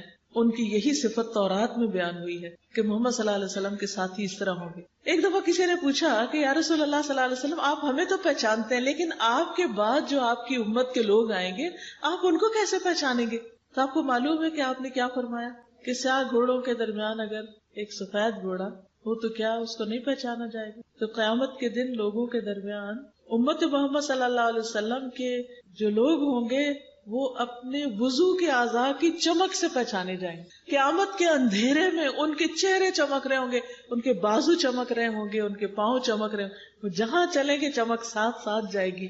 اس چمک کو دیکھ کے نبی صلی اللہ علیہ وسلم پہچان جائیں گے یہ میری امت ہے, اور ان کو بلا لیں گے, آ جاؤ میری طرف آ جاؤ. کیونکہ حشر کے میدان میں بڑی سخت گرمی ہوگی, شدید پیاس ہوگی, تو آپ ان کو حوض کوثر سے پانی پلائیں گے. نبی صلی اللہ علیہ وسلم کا طریقہ کیا تھا کہ آپ کو جب کوئی غم لاحق ہوتا تو نماز پڑھنے لگتے تھے. اکثر لوگ یہ پوچھتے ہیں, بڑی اہم بات ہے سننے کی, کہ غم کے مارے, پریشانی کے مارے ہمارا دل ڈوبا جا رہا ہے, ہم کریں کیا؟ ہمیں کوئی وظیفہ بتائیں, کوئی طریقہ بتائیں. بتائیے مجھے نبی صلی اللہ علیہ وسلم غم کے وقت کیا کرتے تھے؟ یاد رہے گا, غم, دکھ, تکلیف, پریشانی, گھبراہٹ, بے چینی, ڈپریشن, علاج نماز ہے. نفل پہ نفل پڑھتے چلے جائیں, پڑھتے جائیں, پڑھتے جائیں, پڑھتے جائیں, آپ ٹھیک ہو جائیں گے, آپ کی بیماریاں ٹھیک ہو جائیں گی. کیا آپ کو پتا ہے کہ رات کی نماز لمبی کیوں ہے؟ عشاء کی کتنی رکعتیں پڑھی جاتی ہیں؟ جو پوری پڑھتے ہیں وہ 17 پڑھتے ہیں. اگر ہر رکعت 2 منٹ میں پڑھی جائے تو کتنے منٹ لگے گے؟ 34. گویا آدھا گھنٹہ تو کہیں نہیں گیا. اس کا مطلب یہ ہے کہ اگر کوئی شخص سونے سے پہلے آدھا گھنٹا ایکسرسائز کرے تو اس کو نیند آئے گی کہ نہیں آئے گی؟ آئے گی. وہ اتنا تھک جائے گا کہ بستر پہ پڑتے ہی سو جائے گا, اور صرف جسمانی طور پہ نہیں تھکے گا, ساتھ ذکر بھی کر رہا ہوگا. اب بہت سے لوگ کہتے ہیں ہمیں نیند نہیں آتی، گولیاں کھانی پڑتی. اس کی ایک بڑی وجہ یہ ہوتی ہے کہ نماز ٹھیک نہیں ہوتی. نیند نہ آنے کے کئی اور اسباب بھی ہو سکتے، بیماری بھی ہو سکتی، لیکن اگر آپ یہ نسخہ ٹرائی کریں کہ عشاء کی نماز کو اچھے سے لمبا کر کے یا زیادہ قرات کر کے لمبے سجدے کر کے پڑھیں، اور اس کے بعد آپ دیکھیں کہ کیسے نیند آتی، گولیاں چھٹ جائیں گی ساری. مغیرہ کہتے ہیں کہ نبی صلی اللہ علیہ وسلم اتنی دیر تک کھڑے ہو کر نماز پڑھتے رہتے کہ آپ کے قدم یا پنڈلیوں پہ ورم آ جاتا، پاؤں سوج جاتے. جب آپ سے اس کے متعلق پوچھا جاتا کہ آپ کے پاؤں کیوں سوج گئے ہیں اور آپ اتنا کیوں کھڑے ہوتے ہیں، تو آپ فرماتے کیا میں اللہ کا شکر گزار بندہ نہ بنوں؟ گویا نماز اللہ تعالیٰ کا شکر ادا کرنے کا طریقہ ہے. کیا ہے؟ نماز اللہ سبحانہ وتعالیٰ کا شکر ادا کرنے کا طریقہ ہے. پھر آپ دیکھیے کہ سخت بیماری میں بھی آپ نماز کی فکر کرتے تھے. عبید اللہ بن عبداللہ کہتے ہیں کہ ایک مرتبہ میں عائشہ رضی اللہ تعالی عنہا کی خدمت میں حاضر ہوا اور عرض کیا کہ آپ مجھے رسول اللہ صلی اللہ علیہ وسلم کے مرض الوفات کے بارے میں کچھ بتائیں، کہ جب آپ کا انتقال ہوا تو اس وقت کی کوئی کیفیت بتائیں، کوئی بات بتائیں. انہوں نے کہا کیوں نہیں. رسول اللہ صلی اللہ علیہ وسلم کی طبیعت جب بوجھل ہوتی یا بوجھل ہو گئی، یعنی آپ کی طبیعت خراب ہو گئی، تو آپ نے پوچھا کیا لوگ نماز پڑھ چکے؟ شدید بخار تھا اور آپ ایک غنودگی کی کیفیت میں تھے، ذرا سے آپ کو ہوش آتی تو پوچھتے نماز ہو گئی؟ ہم نے کہا نہیں یا رسول اللہ، وہ آپ کا انتظار کر رہے ہیں. تو آپ نے فرمایا اچھا میرے لیے ٹب میں پانی رکھو. ہم نے ایسا ہی کیا. نبی صلی اللہ علیہ وسلم نے غسل کیا اور جانے کے لیے کھڑے ہونے ہی لگے تھے کہ آپ پر پھر بے ہوشی طاری ہوگی. جب افاقہ ہوا، ہوش میں آئے، پھر پوچھا کیا لوگ نماز پڑھ چکے؟ ہم نے عرض کیا یا رسول اللہ صلی اللہ علیہ وسلم، وہ آپ کا انتظار کر رہے ہیں. آپ نے فرمایا میرے لیے ایک پانی کا ٹب رکھو. پھر پانی میں آپ نہائے تاکہ بخار کم ہو جائے. پھر جانے لگے، آپ میں پھر بے ہوشی طاری ہو. حضرت عائشہ کہتی ہے کہ لوگ نماز عشاء کے لیے مسجد میں بیٹھے حضور صلی اللہ علیہ وسلم کا انتظار کر رہے تھے. تو رسول اللہ صلی اللہ علیہ وسلم نے ابو بکر کو پیغام بھیجا کہ لوگوں کو نماز پڑھا دیں. چنانچہ ان دنوں میں ابو بکر رضی اللہ تعالیٰ عنہ لوگوں کو نماز پڑھاتے رہے. ایک دن نبی صلی اللہ علیہ وسلم کے مرض میں کچھ کمی ہوئی، تکلیف میں کچھ کمی ہوئی، تو آپ ظہر کی نماز کے وقت دو آدمیوں کے درمیان نکلے، یعنی دو لوگوں کا ہاتھ پکڑ کے آپ مسجد کی طرف آئے، جن میں سے ایک عباس رضی اللہ تعالیٰ عنہ تھے، آپ کے چچا. تو ابو بکر نے جب دیکھا کہ نبی صلی اللہ علیہ وسلم تشریف لا رہے ہیں تو وہ پیچھے ہٹنے لگے. نبی صلی اللہ علیہ وسلم نے انہیں اشارہ کیا کہ اپنی جگہ پر ہی رہیں، پیچھے نہ ہٹیں، اور اپنے ساتھ آنے والے دونوں ساتھیوں کو حکم دیا. تو انہوں نے نبی صلی اللہ علیہ وسلم کو ابو بکر رضی اللہ عنہ کے پہلو میں بٹھا دیا. ابو بکر رضی اللہ تعالیٰ عنہ کھڑے ہو کر نماز پڑھتے رہے اور رسول اللہ صلی اللہ علیہ وسلم بیٹھ کر نماز پڑھنے لگے. دو لوگوں کو پکڑ کر نماز کے لیے جا رہے ہیں. ہم میں سے کتنے ہی لوگ ایسے ہیں جن کے گھروں کے ساتھ یا پچھواڑے میں مسجد ہے اور مرد گھر میں نماز پڑھیں یا پڑھ ہی نہیں رہے. وہ آپ صلی اللہ علیہ وسلم کے امتی ہونے کا دعویٰ کیسے کرتے ہیں جب وہ آپ کے طریقے پر ہی نہیں؟ آپ نے تو اپنی زندگی کے آخری دم تک نمازوں کی پابندی کی، اور آخری وقت بھی جب آپ دنیا سے بالکل جانے والے تھے اس وقت بھی آپ فرما رہے تھے کہ الصلاۃ الصلاۃ وما ملکت ایمانکم، نماز نماز، اتنی فکر. اور آج ہمارا حال کیا ہے؟ چھوٹی چھوٹی باتوں پر نماز کو یا لیٹ کر دیتے یا پھر پڑھتے ہی نہیں. حضرت علی رضی اللہ تعالیٰ عنہ کہتے ہیں کان آخر کلام رسول اللہ صلی اللہ علیہ وسلم الصلاۃ الصلاۃ اتقوا اللہ فیما ملکت ایمانکم. حضرت علی فرماتے کہ رسول اللہ صلی اللہ علیہ وسلم کا آخری کلام تھا نماز کی حفاظت کرو، نماز کی حفاظت، اور اپنے غلاموں کے بارے میں اللہ سے ڈرتے رہو، ان پہ ظلم نہیں کرنا. ام سلمہ کہتی ہیں کہ رسول اللہ صلی اللہ علیہ وسلم کی آخری وصیت یہ تھی کہ نماز نماز اور اپنے غلاموں کے ساتھ حسن سلوک کرنا. یہی کہتے کہتے آپ کا سینہ مبارک کھڑکھڑانے لگا اور آپ کی زبان رکنے لگی. اس کے بعد آپ نے نہیں کچھ فرمایا. آپ سوچئے ذرا کہ دنیا سے جا رہے ہیں اور نماز نماز کی پکار دے رہے ہیں. کیا ہم آپ پر ایمان رکھتے ہیں؟ آپ کو اپنا نبی مانتے ہیں، رسول مانتے ہیں؟ پھر آپ کے احکامات کو کیوں نہیں مانتے؟ اگر آج ہم وضو نہیں کرتے، نماز نہیں پڑھتے، تو کل یہ آزار نہیں چمکیں گے تو پروفٹ ہمیں کیسے پہچانیں گے؟ ہم خود جا کے کہیں گے میں آپ کی امتی تھی، مجھے بھی پہچان لیں؟ نہیں، یہ نشان ساتھ لے کے جانے ہوں گے. یہاں نمازیں پڑھ کے تیاری کر کے جانا ہوگا. پھر یاد رکھیے کہ نماز اسلام کا دوسرا رکن ہے. بنی الاسلام علی خمس، شہادت اللہ الہ الا اللہ وان محمد رسول اللہ واقام الصلاۃ وایتاء الزکاۃ وحج البیت وصوم رمضان. رسول اللہ صلی اللہ علیہ وسلم نے فرمایا اسلام کی بنیاد 5 چیزوں پر ہے. 5 pillars of Islam. یہ گواہی دینا کہ اللہ کے سوا کوئی معبود نہیں اور یقیناً محمد صلی اللہ علیہ وسلم اللہ کے رسول ہیں، اور نماز قائم کرنا اور زکوٰۃ ادا کرنا اور بیت اللہ کا حج کرنا اور رمضان کے روزے رکھنا، لیکن عبادات میں اس کا پہلا درجہ ہے، یعنی اسلام کے پیلرز میں سیکنڈ، لیکن جب عبادتوں کی بات ہوگی تو ہمیشہ اس کا ذکر سب عبادتوں سے پہلے آتا ہے۔ مثلاً قرآن مجید میں آتا ہے وَمَا أُمِرُوا إِلَّا لِيَعْبُدُوا اللَّهَ مُخْلِصِينَ لَهُ الدِّينَ حُنَفَاءَ وَيُقِيمُوا الصَّلَاةَ وَيُؤْتُوا الزَّكَاةَ وَذَلِكَ دِينُ الْقَيِّمَةِ، اور انہیں اس کے سوا حکم نہیں دیا گیا کہ وہ اللہ کی عبادت کریں اس حال میں کہ اس کے لیے دین کو خالص کرنے والے، ایک طرف ہونے والے ہوں، نماز قائم کریں اور زکوٰۃ دیں، یہی مضبوط دین ہے۔ یعنی نماز کے بغیر دین کا کوئی کانسیپٹ نہیں۔ ایک شخص سارے کام کرتا رہے، لوگوں سے بھی بڑا اچھا ہو، لیکن نماز نہ پڑھے تو اس کو دیندار نہیں کہا جا سکتا، اس کے باقی عمل بھی کہیں ضائع نہ ہو جائے۔ سورۃ البقرہ میں اللہ تعالیٰ فرماتے ہیں وَأَقِیمُوا الصَّلَاةَ وَآتُوا الزَّکَاةَ وَارْکَعُوا مَعَ الرَّاکِعِینَ، اور نماز قائم کرو اور زکوٰۃ ادا کرو اور رکوع کرنے والوں کے ساتھ مل کر رکوع کرو، یعنی جماعت کی نماز کی بھی پابندی مردوں کے لیے خاص طور پر۔ نماز کو اسلام کا ستون قرار دیا گیا اور بنیادی تعلیم میں سے اہم ترین عبادت، اہم ترین کام بتایا گیا۔ رسول اللہ صلی اللہ علیہ وسلم نے فرمایا اسلام کا حصہ 3 چیزیں ہیں، نماز، روزہ اور زکوٰۃ، اور اس میں بھی آپ دیکھ رہے ہیں کہ نماز سب سے پہلے اس کا حکم۔ آپ دیکھیے کہ باقی چیزوں کا حکم زمین پر آیا ہے، نماز کا حکم کہاں آیا ہے؟ آسمان پہ بلا کر یہ تحفہ دیا گیا۔ اس سے بھی اندازہ ہوتا ہے کہ اس کی کتنی زیادہ اہمیت ہے۔ باقی احکامات جبریل زمین پر لے کر آ رہے ہیں، لیکن نماز کے لیے نبی صلی اللہ علیہ وسلم کو جب معراج نصیب ہوئی، اللہ سبحانہ وتعالیٰ سے ملاقات کا شرف ہوا، یعنی اللہ تعالیٰ سے آپ ہم کلام ہوئے، تو اس وقت آپ کو نماز کا یہ فریضہ دیا گیا۔ اور آپ کو معلوم ہے کہ شروع میں کتنی نمازیں تھیں؟ 50، اور آپ وہی لے کر آ رہے تھے۔ حضرت موسیٰ علیہ السلام نے کہا میں بنی اسرائیل کو جانتا ہوں، میری امت کے لیے بڑی مشکل تھی، وہ نماز نہیں پڑھ سکتے تھے، تو آپ کم کرائیے۔ پھر کتنی ہو گئی؟ کم کرتے کرتے کرتے 5 پہ آ گئے، لیکن اجر و ثواب کتنا رکھا گیا؟ 50 کا ہی رکھا گیا۔ انہوں نے یہ بھی کہا تھا حضرت موسیٰ نے کہ یہ 5 بھی نہیں پوری پڑیں گے اور کم کریں، تو نبی صلی اللہ علیہ وسلم نے کیا فرمایا؟ اب مجھے اپنے رب سے شرم، کیونکہ بار بار جا چکا ہوں۔ اور وہ بھی کیا کہ اللہ تعالیٰ نماز میں کمی کر دے۔ یہ ایسے ہی ہے کہ آپ کسی کے پاس جائیں، کوئی آپ کو ڈیوٹی ملے، آپ کہیں جاب کر رہے اور آپ کو کوئی جاب ڈسکرپشن ملے، تو آپ جا کے کہیں اس میں کمی کر دیں، وہ تھوڑی سی کمی کر، پھر اب اچھا اور کم کر دے، اچھا اور ڈیوٹی آور کم کر دے، اچھا اور کم کر دے، اور کم کر دے، لیکن تنخواہ پوری دے۔ کوئی دے گا؟ قطعاً نہیں دے گا۔ دنیا میں کوئی مائک لال ایسا نہیں کہ جو جس کام کے لیے آپ کو ہائر کرے اور آپ اس کا 10واں حصہ کریں، یعنی 50 میں سے 5 کتنی رہے گی؟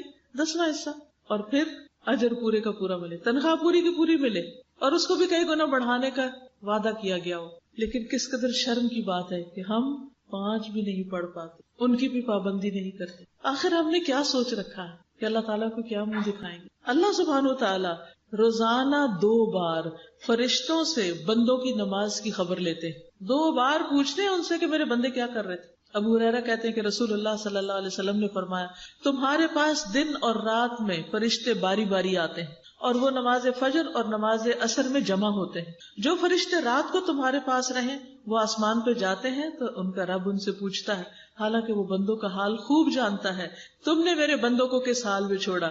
وہ کہتے ہیں ہم نے اس حال میں چھوڑا کہ وہ نماز پڑھ رہے تھے، اور اس حال میں ان کے پاس پہنچے کہ وہ نماز پڑھ رہے تھے۔ پھر اسی طرح دن کے فرشتے جب جاتے ہیں اللہ تعالیٰ ان سے پوچھتے ہیں، پھر رات والے فرشتے جب صبح جاتے ہیں اللہ تعالیٰ ان سے پوچھتے ہیں، دن میں 2 بار پوچھتے ہیں۔ بتائیے اگر ہم نماز نہ پڑھتے ہوں تو وہ جا کے کیا بتائیں گے؟ کیا بتائیں گے جا کے؟ کہ ہم نے تیرے بندوں کو اس حال میں چھوڑا کہ وہ ٹیلی ویژن کے آگے بیٹھے ہوئے تھے، وہ کمپیوٹر پہ مصروف تھے، وہ بازاروں میں پھر رہے تھے، وہ لمبی تان کے سو رہے تھے، وہ فیس بک پہ بیٹھے ہوئے کمنٹس دے رہے تھے لوگوں۔ کیا ہم اپنی یہ گواہیاں لکھوا رہے ہیں؟ اللہ تعالیٰ نے چونکہ عبادت کے لیے پیدا کیا نا، تو اللہ تعالیٰ کا حق ہے کہ وہ پوچھے کہ یہ کر رہے ہیں کہ نہیں، حالانکہ اللہ تعالیٰ خود بھی خوب جانتا ہے۔ آپ دیکھیے کہ جس چیز کی آپ کے نزدیک بہت اہمیت ہوتی ہے تو آپ کیا کرتے ہیں، آپ کو خود بھی پتا تھا، پھر آپ دوبارہ پوچھتے اچھا پھر کیا ہوا تھا، حالانکہ آپ نے خود بھی دیکھا ہوتا ہے۔ یعنی اتنا اللہ تعالیٰ انٹرسٹ لیتے ہیں کہ بندے اس فریضے کو کس طرح پورا کر رہے ہیں۔ پھر اسی طرح جو لوگ نماز کا انتظار کرتے ہیں، اللہ تعالیٰ فرشتوں کے سامنے ان پہ فخر کرتا ہے کہ دیکھو میرے بندے نماز کے انتظار میں بیٹھے ہوئے ہیں۔ عبداللہ بن عمر کہتے ہیں کہ ہم رسول اللہ صلی اللہ علیہ وسلم کے ساتھ مغرب کی ہم نے نماز ادا کی، تو کچھ لوگ گھروں کو چلے گئے اور کچھ لوگ وہیں بیٹھے رہے. تو رسول اللہ صلی اللہ علیہ وسلم جلدی تشریف لائے. آپ کا سانس پھولا ہوا تھا, آپ نے اپنے گھٹنوں سے کپڑا اٹھایا ہوا تھا. آپ نے فرمایا خوش ہو جاؤ, تمہارے رب نے آسمان کا ایک دروازہ کھولا اور فرشتوں کے سامنے فخر کرتے ہوئے فرمایا میرے بندوں کی طرف دیکھو, ایک فریضہ ادا کر چکے ہیں, دوسرے کے انتظار میں بیٹھے ہوئے. تو مجھے بہت رشک آتا ہے ان لوگوں پر جو رمضان میں اور ویسے بھی حرم میں جاتے ہیں, ایک نماز کے بعد پھر اگلی نماز کے انتظار میں وہاں بیٹھ رہتے ہیں کہ جگہ لینی ہے تاکہ تراویحیں پڑھ سکیں, اور پھر وہاں بیٹھ کے تلاوت کرتے رہتے ہیں اور انتظار میں بیٹھے رہتے ہیں. اسی طرح آپ دیکھیں کہ کچھ لوگ جیسے عید کی نماز انہوں نے پڑھنی ہوتی ہے, وہ عشاء پڑھ کے انتظار شروع کرتے ہیں, فجر وہیں پڑھتے ہیں اور پھر عید پڑھ کے گھروں کو جاتے ہیں. کبھی آپ حرم کے کراؤڈز کو دیکھیں تو اللہ سبحانہ و تعالیٰ ایسے لوگوں سے محبت کرتا ہے, ایسے لوگوں کے اوپر فرشتوں کے سامنے ان پر فخر کرتا ہے. پھر اسی طرح آپ دیکھیے کہ انسان کو نماز اپنی ذات, اپنے بچوں, اپنے گھر, کاروبار, ہر چیز سے زیادہ ہونی چاہیے. شوق ہونا چاہیے, انتظار ہونا چاہیے کہ اچھا ایک ادا ہوگی اب اگلی کب ادا ہوگی. آپ دیکھیے کہ مسلمانوں کی نماز سے جو محبت تھی اس کی گواہی مشرکین بھی دیتے تھے. ابو ہریرہ کہتے ہیں کہ ایک مرتبہ رسول اللہ صلی اللہ علیہ وسلم نے زجنان اور اسفان کے درمیان پڑاؤ ڈالا تو مشرکین نے کہا ان لوگوں کی ایک نماز ہے جو انہیں اپنے باپ دادا اور بیٹوں سے بھی زیادہ پیاری ہے, اور وہ عصر کی نماز ہے. آتا نا حافظوا علی الصلوات والصلاۃ الوسطی. تو آپ لوگوں کے دل میں بھی اس نماز کی اتنی ہی محبت ہونی چاہیے. اس لیے تم اس وقت اکٹھے حملہ کر دینا تاکہ وہ ایک ہی دفعہ شکست کھا جائے. ادھر جبریل علیہ السلام نبی صلی اللہ علیہ وسلم کے پاس آئے, آپ کو حکم دیا کہ آپ اپنے صحابہ کو 2 حصوں میں کر دیں. ایک گروہ کو آپ نماز پڑھا دیں اور دوسرا ان کے پیچھے دشمن کے سامنے ڈٹا رہے, جگہ نہیں چھوڑنی, اور وہ اپنا حفاظتی سامان اور اسلحہ اپنے ساتھ رکھے. پھر دوسرا آ کر نبی صلی اللہ علیہ وسلم کے ساتھ نماز ادا کرے. اس کو صلاۃ الخوف کہتے ہیں. اس کا طریقہ قرآن مجید میں تفصیل سے بیان ہوا. اس سے پتہ چلتا ہے کہ خواہ خوف ہو, جنگ کا موقع ہو, پھر بھی نماز ادا کرنی چاہیے. حدیث میں آتا ہے نبی صلی اللہ علیہ وسلم نے فرمایا منافقوں پر فجر اور عشاء سے زیادہ بھاری کوئی نماز نہیں. اگر انہیں ان نمازوں کا ثواب معلوم ہو جائے تو وہ اس میں ضرور پہنچے, اگرچہ انہیں اپنے سرین پر گھسٹ کر ہی آنا پڑے, یعنی اپنی پیٹھ پر گھسٹ کے بھی آنا پڑے کہ پاؤں چلتے نہیں, پھر بھی یہ مسجد میں پہنچے اور یہ نمازیں ضرور ادا کریں. پھر آپ دیکھیں کہ جب نماز کا وقت شروع ہوتا ہے, جیسے ابھی شروع ہو چکا ہے, تو ایک منادی کو بھیجا جاتا ہے. منادی ہوتا ہے آواز دینے والا. وہ اعلان کرتا ہے آدم کے بیٹو اٹھو, اس آگ کو بجھاؤ جو تم نے اپنے نفسوں کے لیے جلائی ہے, یعنی جو گناہ کر چکے ہو, اٹھو اور آگ بجھاؤ. تو وہ کھڑے ہوتے ہیں, وضو کرتے ہیں, تو ان کی آنکھوں سے گناہ جھڑ جاتے ہیں, اور جب وہ نماز پڑھتے ہیں تو اس نماز اور پچھلی نماز کے درمیانی وقفے میں ہونے والے گناہ بخش دیے جاتے ہیں. پھر وہ لوگ گناہ کر کے آگ جلاتے ہیں. جو ہی ظہر کی نماز کا وقت ہوتا ہے تو اعلان کرنے والا اعلان کرتا ہے بنو آدم اٹھو اور اس آگ کو بجھاؤ جو تم نے اپنے نفسوں کے لیے جلائی. وہ یہ اعلان سن کر کھڑے ہو جاتے ہیں, وضو کرتے ہیں, نماز پڑھتے ہیں. تو اس نماز اور پچھلی نماز کے درمیان ہونے والے گناہوں کو بخش دیا جاتا ہے. جب عصر کی نماز ہوتی ہے تو اسی طرح ہوتا ہے, جب مغرب کا وقت ہوتا ہے تو پھر اسی طرح ہوتا ہے, جب عشاء کا وقت ہوتا ہے تو پھر اسی طرح ہوتا ہے. جب لوگ سوتے ہیں تو وہ بخشے ہوئے سوتے ہیں. اگر اس حال میں جان بھی چلی جائے تو فکر کی بات نہیں. پھر آپ صلی اللہ علیہ وسلم نے فرمایا بعض لوگ بھلائی کی حالت میں رات گزارنے والے ہیں اور بعض لوگ شر میں لتھڑ کے رات گزارنے والے, یعنی وہ نجاست کے ساتھ اور بے نماز ہو کے سوتے ہیں, نماز ادا نہیں کرتے. اللہ سبحانہ و تعالیٰ یہ بھی فرماتے ہیں کہ ہم نے مال اس لیے اتارا ہے کہ نماز قائم کی جائے اور زکوٰۃ ادا کی جائے, یعنی بندوں کو نعمتیں اس لیے دی ہیں کہ وہ اللہ تعالیٰ کا شکر ادا کرنے والے ہوں. ہم سب کو یہ معلوم ہے کہ ہماری یہ زندگی ایک دن ختم ہوگی اور پھر خاتمے کے بعد دوبارہ ہم نے اٹھنا ہے اور اللہ سبحانہ و تعالیٰ کے حضور حاضر ہونا ہے. اور جب اللہ تعالیٰ کے پاس جائیں گے اور ملاقات ہوگی تو پہلا سوال نماز کے بارے میں ہوگا, پہلا حساب. تو دنیا میں بھی پھر سب سے زیادہ فکر کس چیز کی کرنی چاہیے؟ نماز کی, کہ یہ پوری ہو جائے. نبی صلی اللہ علیہ وسلم نے فرمایا قیامت کے دن لوگوں کے اعمال میں سے جس عمل کا حساب سب سے پہلے ہوگا وہ ان کی نماز ہوگی. ہمارا رب عز و جل فرشتوں سے فرمائے گا, حالانکہ وہ خود پہلے سے ہی خوب جاننے والا ہے, کہ میرے بندے کی نماز دیکھو, کیا اس نے اس کو پورا کیا ہے یا اس میں کوئی کمی کی ہے. میرے بندے کی نماز دیکھو, پوری پڑھ کے آیا کہ نہیں پڑھ کے آیا, یا جو پڑھی ہے وہ بھی پوری طرح پڑھی ہے یا اس میں کوئی کمی بیشی کی ہے. چنانچہ اگر وہ کامل ہوگی, پوری ہوگی, تو پوری کی پوری لکھ دی جائے گی, اور اگر اس میں کوئی کمی ہوگی تو اللہ تعالیٰ فرمائے گا دیکھو کیا میرے بندے کے کچھ نوافل ہیں, کچھ نفل وغیرہ پڑھے ہیں اس نے. اگر نفل ہو گئے تو اللہ تعالیٰ فرمائے گا میرے بندے کے فرضوں کو ان نفلوں سے پورا کر دو. پھر اسی انداز سے دیگر اعمال لیے جائیں گے کہ زکوٰۃ ادا کی، اگر کوئی کمی ہے تو صدقہ خیرات سے اس کو پورا کر دو. اس طرح حج میں کوئی کمی رہ گئی تو عمرے سے، اور اگر فرضی روزوں میں کوئی کمی بیشی رہ گئی تو نفلی روزوں سے پورا کر دو. تو اس لیے فرض کے علاوہ نفل کی بھی عادت ڈالیں، مختلف کاموں کو صرف فرض نہیں پورا کریں بلکہ ایکسٹرا بھی کریں. پھر اسی طرح نبی صلی اللہ علیہ وسلم نے فرمایا کہ قیامت کے دن بندے کا سب سے پہلے نماز کا حساب ہوگا. اگر وہ درست ہوگی تو باقی سارے اعمال بھی درست ہو جائیں گے، اور اگر اس میں خرابی آ گئی، وہ ناقص ہوئی، تو باقی اعمال میں بھی بگاڑ آ جائے گا. یہ آخرت کے اعتبار سے بھی اور دنیا کے اعتبار سے بھی. اگر ایک شخص کی نمازیں اپنے وقت پر نہیں نا، تو باقی بھی دین کا کام جو ہے نا وہ درست نہیں ہوتا، وہ بھی ناقص. کیونکہ جس نے پہلا کام، پہلا فرض ہی ٹھیک سے ادا نہیں کیا تو پھر آگے کیا کرے گا. پھر آپ دیکھیے کہ مرنے کے بعد جب انسان قبر میں جائے گا تو اس وقت بھی بندے کی حسرت کیا ہوگی. اگر اس کو تھوڑا سا وقت ملے تو سب سے پہلے وہ 2 رکعتیں نماز پڑھے. پہلا کام اس کو نماز یاد آئے گی کہ میں نماز ادا کروں. ابو ہریرہ کہتے ہیں نبی صلی اللہ علیہ وسلم ایک قبر کے پاس سے گزرے. ہم سب قبرستانوں کے پاس سے گزرتے ہیں، اس وقت یہی سوچیں اس حال میں کہ اس میں میت کو دفن کیا گیا تھا، یعنی ابھی تازی میت ڈالی گئی تھی. آپ نے فرمایا 2 رکعتیں ہلکی سی ہوتی ہیں، چھوٹی سی ہوتی ہیں، اور تم ان کو حقیر سمجھتے ہو، معمولی سمجھتے ہو. کئی دفعہ ایسا ہوتا ہے نا، فرض پڑھ لی، سنت پڑھ لی، اچھا نفل چھوڑو، نفل ہی ہے نا، تم انہیں حقیر اور زائد سمجھتے ہو، ایکسٹرا سمجھتے ہو. لیکن وہ 2 رکعتیں جو زندگی میں ہم حقیر سمجھتے ہیں، اگر یہ صاحب قبر اپنے عمل میں زیادہ کر لیتا تو اس کی نظر میں تمہاری باقی ساری دنیا سے بھی زیادہ اس کو محبوب ہوتی. یعنی اس وقت اس بندے کی جو قبر میں پڑا ہوا ہے اس کی حسرت کیا ہے کہ اگر ساری دنیا مجھ سے لے لی جائے اور 2 رکعتیں پڑھنے کا وقت دے دیا جائے تو سب سے پہلے 2 رکعتیں پڑھے گا. اور آج ہمارے پاس کتنا وقت ہوتا ہے، ہم گھنٹوں فونوں پہ باتیں کرتے رہتے ہیں، کبھی کمپیوٹر پہ بیٹھے رہتے ہیں، کبھی لوگ گھر میں آ جاتے ہیں تو بہت سارا وقت گپ شپ پہ لگا دیتے ہیں، لیکن نماز پڑھتے وقت اس میں کوتاہی کر دیتے. اب دیکھیے جب کوئی مہمان آتا ہے گھر میں تو ہم یہ بہانہ بنا لیتے مہمان ہے. کچھ لوگ تو پڑھتے ہی شرم کے مارے کہ اب اٹھے کیسے، اور کچھ لوگ کہتے ہیں آپ بیٹھے میں 2 منٹ میں آئی. نماز کے لیے کتنا وقت دیتے ہیں؟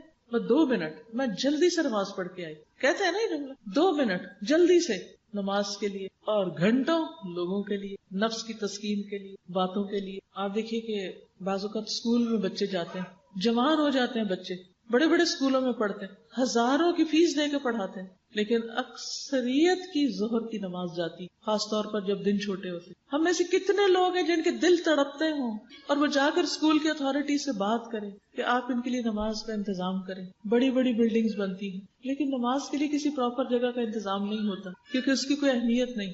ورنہ جن لوگوں کے دلوں میں اہمیت ہوتی ہے وہ گھروں کے اندر بھی چھوٹی چھوٹی مسجدیں بنا لیتے ہیں، نماز کے لیے مخصوص کر لیتے ہیں تاکہ اس میں زیادہ یکسوئی کے ساتھ نماز ہو سکے. تو اصل بات ہے اہمیت کی، کہ ہماری زندگی میں زیادہ اہمیت کس چیز کی، پرائرٹی کس چیز کی، فکر کس چیز کی. تو جس کو مرنے کی فکر ہے، مرنے کی یاد ہے، وہ کبھی بھی نہ بڑھاپے میں، نہ جوانی میں، نہ بچپن میں وہ اپنی نمازوں کو فراموش نہیں کر سکتا.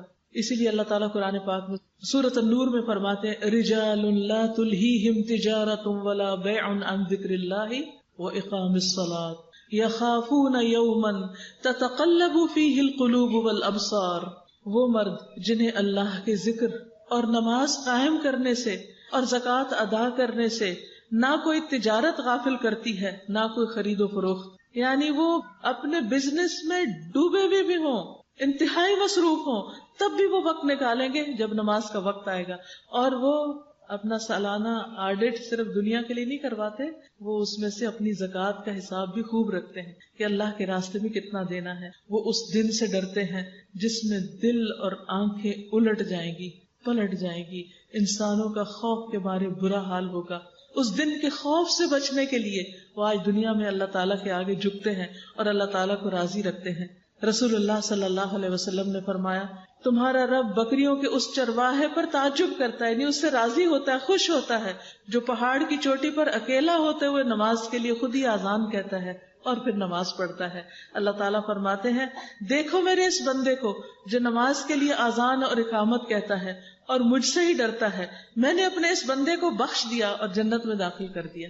حالانکہ دنیاوی اعتبار سے اس کی کیا اہمیت، ایک طرف خواہ کوئی ارب پتی کیوں نہ ہو، لیکن اگر نماز نہیں پڑھتا تو اللہ کی نگاہ میں کوئی مقام نہیں اس کا، کوئی ویلیو نہیں. اور دوسری طرف ایک چرواہا ہے جس کے پاس 2 وقت کی روٹی نہیں، وہ سارا دن بکریاں چراتا ہے، لیکن نماز کے وقت وہ آ کر خود ہی اذان دیتا ہے اور خود ہی نماز پڑھ لیتا ہے، کیونکہ اس کے پاس کوئی اور ہے نہیں. تو یہ معمولی چرواہا اللہ سبحانہ و تعالیٰ کے نزدیک زیادہ اہمیت رکھتا ہے، وہ اللہ کا زیادہ پیارا ہے، زیادہ محبوب ہے. اللہ تعالیٰ نہ ہماری شکل دیکھے گا، نہ ہمارے زیورات، اور نہ ہمارے کپڑے، اور نہ ہماری اور دنیا کی آرائش کی چیزیں، نہ ہمارے ڈیزائنرز کے بیگز اور نہ جوتے. وہ کیا دیکھے گا کہ ہم نے اس کی عبادت کس کوالٹی کی، کس درجے کی اور کس طرح ادا کی.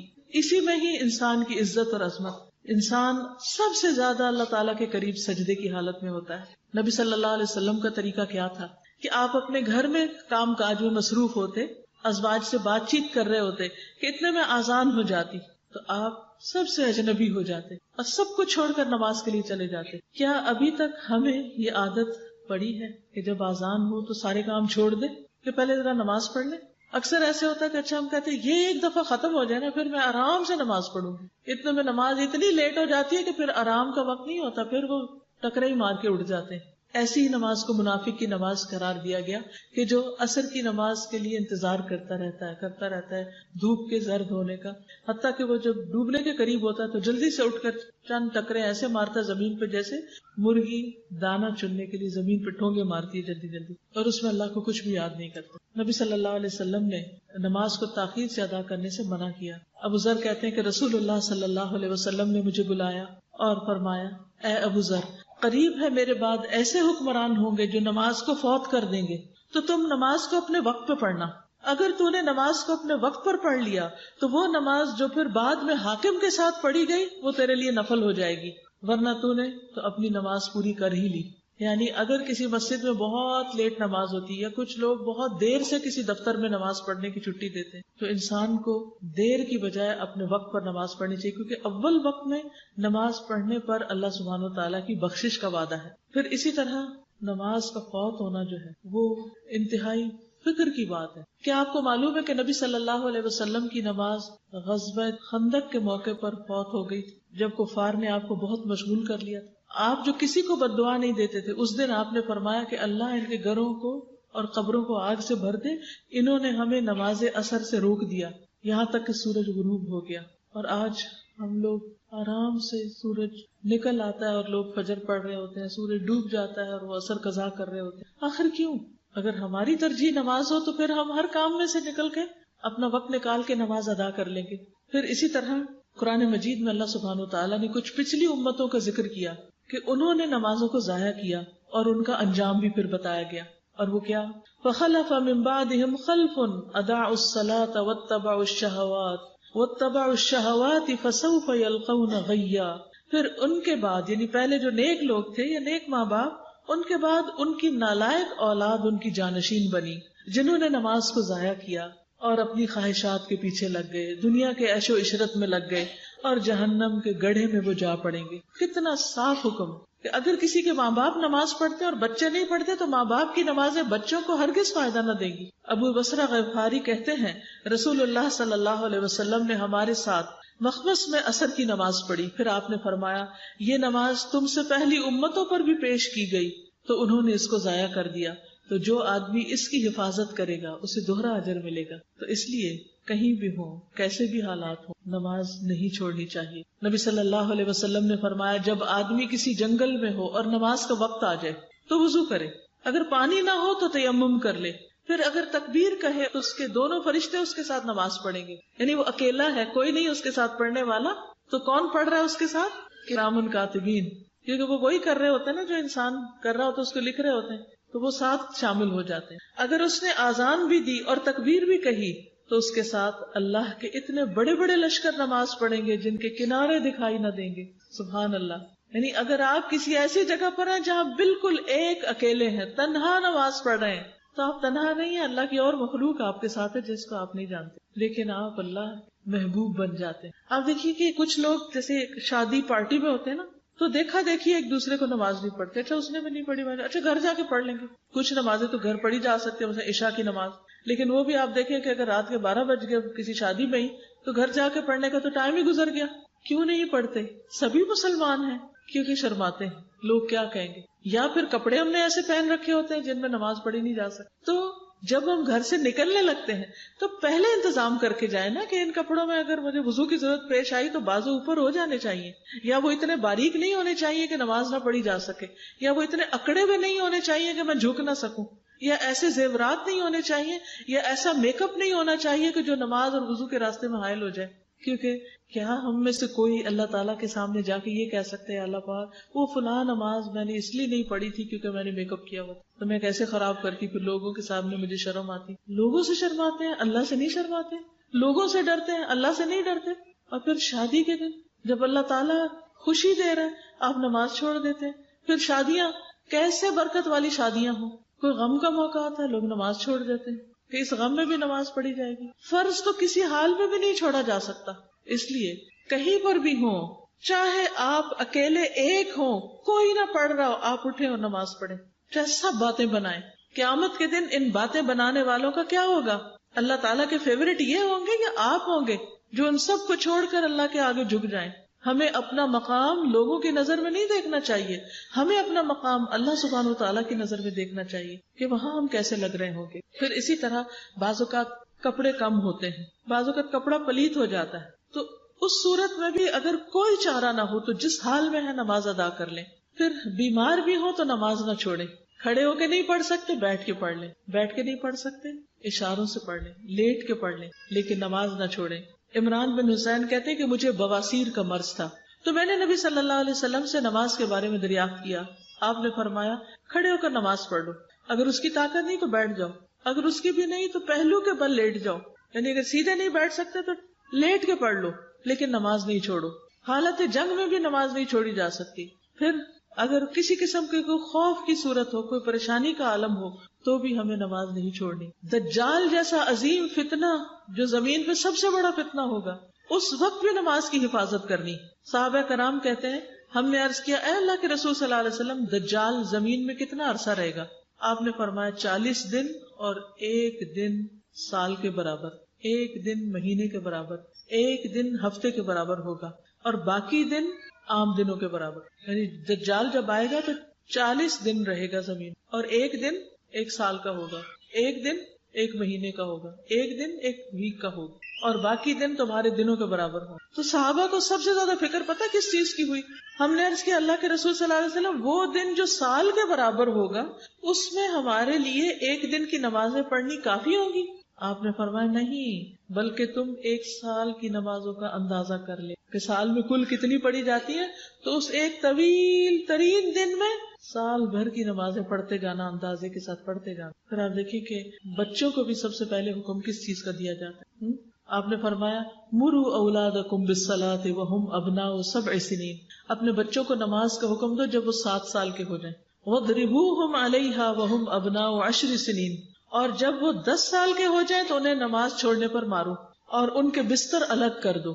لڑکا لڑکی بہن بھائی بھی ہوں تو ان کو ایک کمرے میں ایک بستر میں مت رکھو جب تک کہ کوئی بڑا بیچ میں نہ ہو. پچھلے دنوں ایک بچی نے مجھے خط لکھا اور اس خط میں اس نے لکھا کہ میرا اور میرے بھائی کا کمرہ ایک تھا، الگ الگ بستر تھے، لیکن میں نے دیکھا کہ میرا بھائی مجھے غلط طریقے سے چھیڑنا شروع ہو گیا اور پھر میں بھی آہستہ آہستہ اس کی طرف مائل ہونے لگی اور رات کو اپنے کمرے میں اپنے کپڑے چینج کرنے لگی اور میرا بھائی جاگتے ہوئے اور یوں پریٹینڈ کرتا تھا کہ وہ سو رہا ہے اور مجھے دیکھ رہا ہوتا تھا. تو کانپ کے رہ گئی کہ یار اب یہ کیا.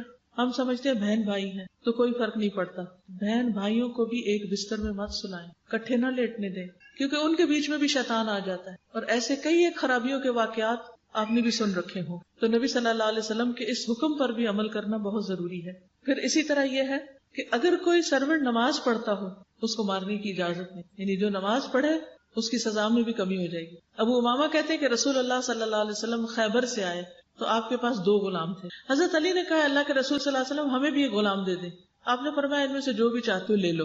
انہوں نے کہا آپ میرے لیے پسند کریں. آپ نے فرمایا یہ لے لو، اس کو مارنا نہیں کیونکہ میں نے خیبر سے واپسی پر اس کو نمازیں پڑھتے دیکھا ہے اور مجھے نمازیوں کو مارنے سے منع کیا گیا ہے کیونکہ وہ اللہ کے معزز بندے ہیں، عزت والے ہیں. پھر اسی طرح یہ ہے کہ نماز صرف پڑھنے کی چیز نہیں بلکہ قائم کرنے کی چیز، اور اس نماز کے قائم کرنے میں کیا ہے کہ انسان کا وضو درست ہو، قبلہ رخ ہو کر نماز پڑھے، یہ نہیں کہ جدھر بھی منہ آئے پڑھ لے. قیام ہو نماز میں. بعض لوگ دنیا کے سارے کام کھڑے ہو کے کرتے ہیں، نماز بیٹھ کے پڑھتے ہیں. بیٹھ کر نماز نہیں ہوتی، اللہ یہ کہ نفل اگر کوئی پڑھے تو اس میں آدھا ثواب ہوتا ہے، لیکن فرض نماز کے لیے تو صحابہ اگر دیوار کے ساتھ بھی ٹیک لگانی پڑتی تو ٹیک لگا کے پڑھتے، لیکن بیٹھ کے نہیں پڑھتے تھے. اللہ کہ آپ کو ایسے چکر آ رہے ہوں کہ اتنی حالت خراب ہو کہ آپ میں سخت کمزوری اور آپ کھڑے نہ ہو سکتے ہو، پھر تو بیٹھ سکتے ہیں. لیکن اگر آپ دنیا کا کوئی اور کام کھڑے ہو کے کرتے ہیں تو نماز بھی کھڑے ہو کے پڑھنی ہوگی، کیونکہ اس میں قیام فرض ہے. رسول اللہ صلی اللہ علیہ وسلم نے فرمایا، جو مسلمان فرض نماز کا وقت پائے، اچھی طرح وضو کرے اور خشوع و خضوع سے نماز ادا کرے اور اچھی طرح رکوع کرے تو وہ نماز اس کے پچھلے سارے گناہوں کا کفارہ بن جائے گی، بشرطے کہ اس نے کسی کبیرہ گناہ کا ارتکاب نہ کیا ہو، اور یہ سلسلہ ہمیشہ قائم رہے گا. لیکن اس ساری اہمیت کے باوجود لوگ نماز کی پابندی نہیں کرتے اور نمازوں کو ضائع کر دیتے ہیں. نبی صلی اللہ علیہ وسلم نے اسے قیامت کی نشانی بتایا ہے کہ لوگ اپنے آپ کو مسلمان کہیں گے لیکن نماز کی پرواہ نہیں کریں گے. رسول اللہ صلی اللہ علیہ وسلم نے فرمایا، اسلام کی نشانیاں ایک ایک کر کے ختم ہوتی جائیں گی اور اسلام بالکل اجنبی بن کے رہ جائے گا. جب ایک نشانی ختم ہوگی تو لوگ اس سے جو ملتی جلتی اس کو پکڑ لیں گے، اور سب سے پہلے حکم کی نشانی ٹوٹے گی اور سب سے آخر میں نماز کی. یعنی حکم کی نشانی ٹوٹے گی، یعنی کہ مسلمانوں کے اندر آرگنائزیشن نہیں رہے گی اور ان کے اندر انارکی ہو جائے گی، اور آخری حصے میں لوگ مسلمان کہیں گے خود کو نماز نہیں پڑھتے ہوں گے. یعنی نماز پڑھنا اسلام کی نشانی ہے کہ فلاں شخص مسلمان ہے.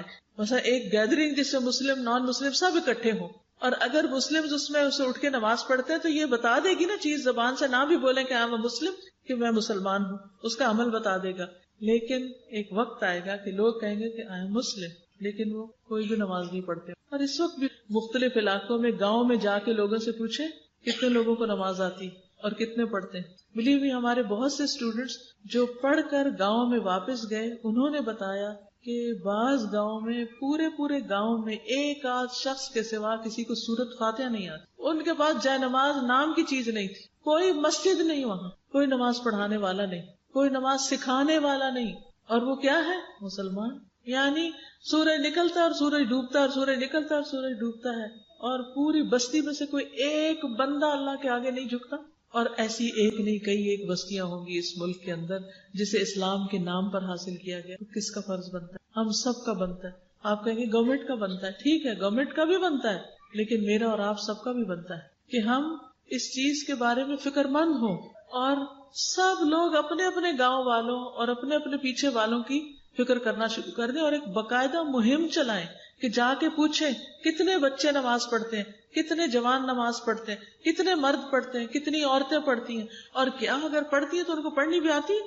تو جب تک اس کو اہمیت نہیں دیں گے اور اس کو باقاعدہ ایک مہم کے طور پر نہیں لیں گے تو بات نہیں بنے گی. پھر اسی طرح یہ ہے کہ نمازوں کو وقت سے ڈیلے کرنا یہ بھی ایک بہت بڑا جرم ہے. پھر اسی طرح آپ نے فرمایا یہ چیز بھی علامت قیامت میں سے ہے کہ آدمی 2 رکعت نماز پڑھے بغیر مسجد سے گزر جائے گا. یعنی آئے گا مسجد، گھوم پھر کے واپس چلا جائے گا، نماز نہیں وہاں پڑھے گا، تحیت المسجد کی ادائیگی نہیں ہوگی. اور آپ دیکھیں کہ اب کئی مسجدیں ایسی ہیں جو اتنی خوبصورت بنی ہوئی ہیں کہ لوگوں کے لیے وہ ایک مونیومنٹ بن گئی، ایک یادگار بن گئی، یا ایک دیکھنے کی چیز بن گئی. وہ وہاں جاتے ہیں اور مسجد میں جا کے اس کی کاریگری، اس کے پینٹ، اس کے ڈیزائن، ہر چیز کو دیکھتے ہیں اور اس کے بعد واپس چلے جاتے ہیں اور 2 رکعت نماز وہاں ادا نہیں کرتے. نبی صلی اللہ علیہ وسلم نے یہ بھی فرمایا کہ ایک وقت آئے گا کہ لوگوں کو یہ بھی پتہ نہیں ہوگا کہ نماز ہوتی کیا ہے. رسول اللہ صلی اللہ علیہ وسلم نے فرمایا کپڑے کے بیل بوٹوں کی طرح اسلام مٹتا جائے گا.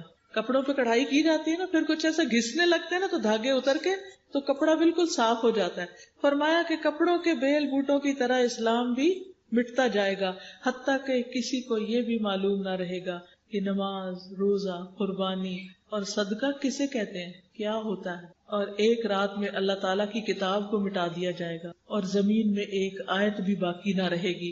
لوگوں میں سے جو بوڑھے مرد اور بوڑھی خواتین بچیں گی وہ کہیں گے ہم نے اپنے باپ دادا کو یہ کلمہ کہتے ہوئے سنا تھا، لا الہ الا اللہ، اور اب ہم بھی یہی کہتے ہیں. آپ کو پتا ہے کہ کچھ عرصہ پہلے جب بوسنیا کے بہت حالات خراب ہوئے، پھر دنیا کو بوسنیا والوں کا پتا چلا تھا، تو وہاں ایسی بہت سی مثالیں کہ ان لوگوں کو سوائے لا الہ الا اللہ کے اور کسی چیز کا نہیں پتا تھا کہ اسلام کیا ہوتا. اسی طرح اور بھی کئی ایک اسٹیٹس ایسی ہیں، دنیا کے کئی ممالک ایسے ہیں کہ جہاں پر لوگ اپنے آپ کو مسلمان کہتے کیونکہ وہ لا الہ الا اللہ کہتے، اس سے آگے انہیں کسی چیز کا نہیں پتا. تو اللہ نے جس کام کے لیے بندوں کو پیدا کیا، اگر وہ ہوم ورک کیے بغیر واپس چلے گئے تو پھر ہوگا کیا واپس آ کے اپنا دوبارہ کر سکیں گے؟ دوبارہ کوئی دنیا میں نہیں آ سکتا، چاہے وہ دن رات روئے کہ مجھے ایک چانس اور ملے، کسی کو بھی یہ چانس نہیں ملے گا. اور یاد رکھیے یہ شیطان کا بہت بڑا وار ہے کہ نماز کو سب سے زیادہ مشکل بناتا ہے. شیطان کی نماز سے دشمنی ہے، نماز سے دشمنی ہے شیطان کی.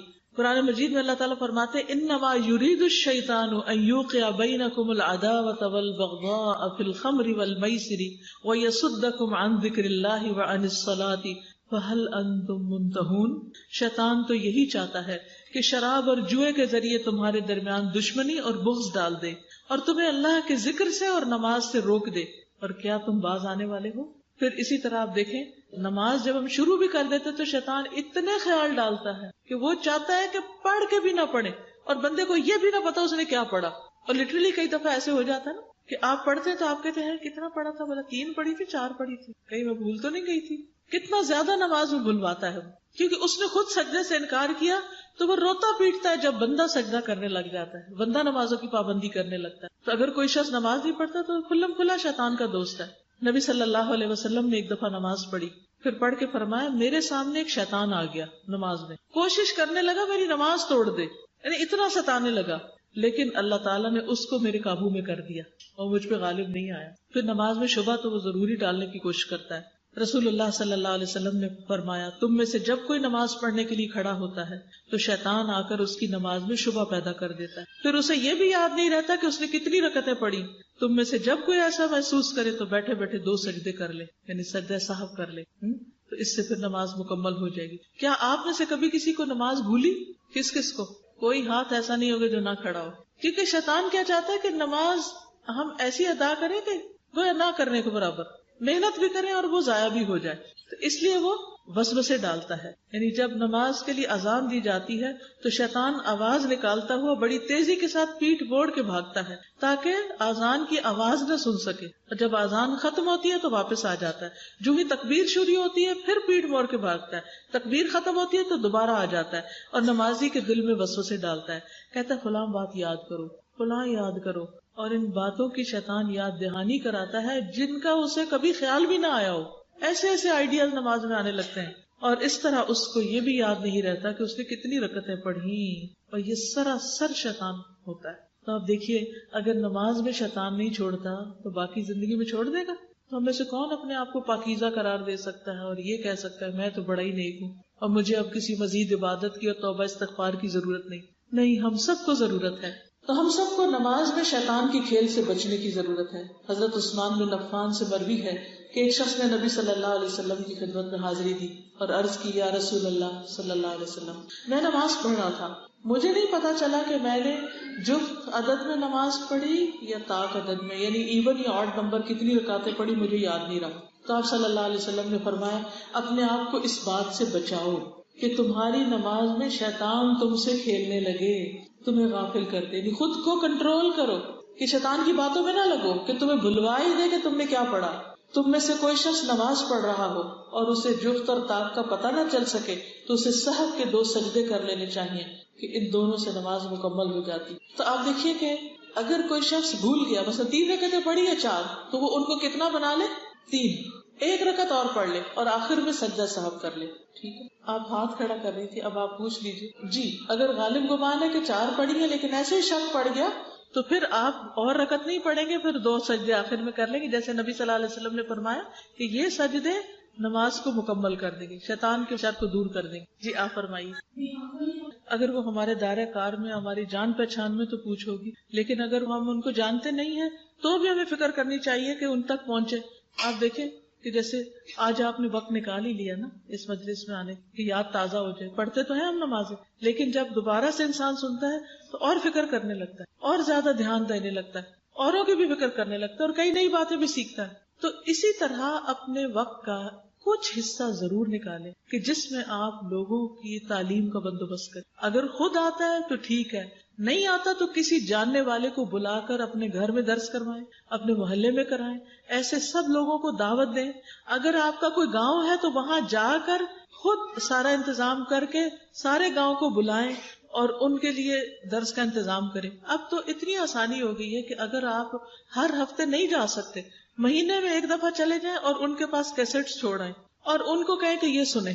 وہ سنتے رہیں گے، کچھ سمجھیں گے کچھ نہیں سمجھیں گے، پھر واپس جا کے آپ ان سے کہیں جو نہیں سمجھ آئی لائیں میں آپ کو سمجھاؤں، ان کو سمجھائیں. یعنی جو پڑھ سکتے ہیں، پڑھا لکھا طبقہ، ان کو کتابیں بھی دے سکتے ہیں، آپ بکس دے سکتے ہیں. بڑی اچھی اچھی نماز پہ کتابیں آ گئی، چھوٹی بھی بڑی بھی ہر طرح کی موجود ہیں، وہ ان کو پڑھنے کے لیے دیں، لیکچر سنوائیں. اور جو لوگ بالکل ان پڑھ ہیں، میجورٹی تو ہمارے ملک کی ان پڑھ ہے، وہ پڑھ نہیں سکتی لیکن سن تو سکتی ہے نا، تو ان کو سننے کے لیے چیزیں دیں اور ان کے لیے بندوبست کریں. اب آپ دیکھیں کہ آہستہ آہستہ کیسٹس بھی ختم ہو جائیں گی، ٹیپ ریکارڈر بھی ختم ہو جائیں گے، لوگوں کے ہاتھوں میں موبائل ہے، موبائل کے میموری کارڈ جو ان پہ بھر کے لیکچرز آپ لوگوں کو دے سکتے ہیں کہ اچھا یہ سنیں یہ کریں.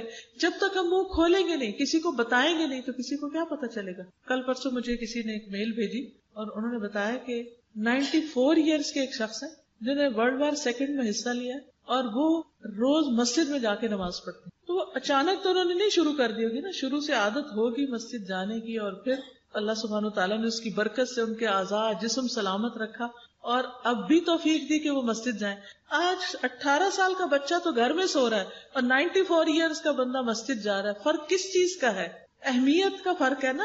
اس کو امپورٹنس پتا ہے، وہ بڑھاپے کے باوجود محنت کر رہا ہے اور یہ جوانی میں بھی غافل ہے. اس کے لیے اویئرنیس کریٹ کرنی، ہمیں لوگوں کو ایجوکیٹ کرنا ہوگا، ہمیں لوگوں کا خیر کی بات پہنچانے کی فکر کرنی ہوگی اور خود بھی اس کی پابندی کرنی ہوگی. اور کوئی کچھ آپ میں سے کہنا چاہے؟ جی آپ فرمائیے. بس کوشش میں لگے رہیں، کیونکہ کوشش کرنا فرض ہے. ہدایت تو اللہ دیتا ہے، ان کے لیے دعا بھی کریں. مختلف مواقع پر جب ان کا دل نرم ہو تو اس وقت انہیں اس کی تلقین کریں. بس کسی کو ضد میں نہ آنے دیں.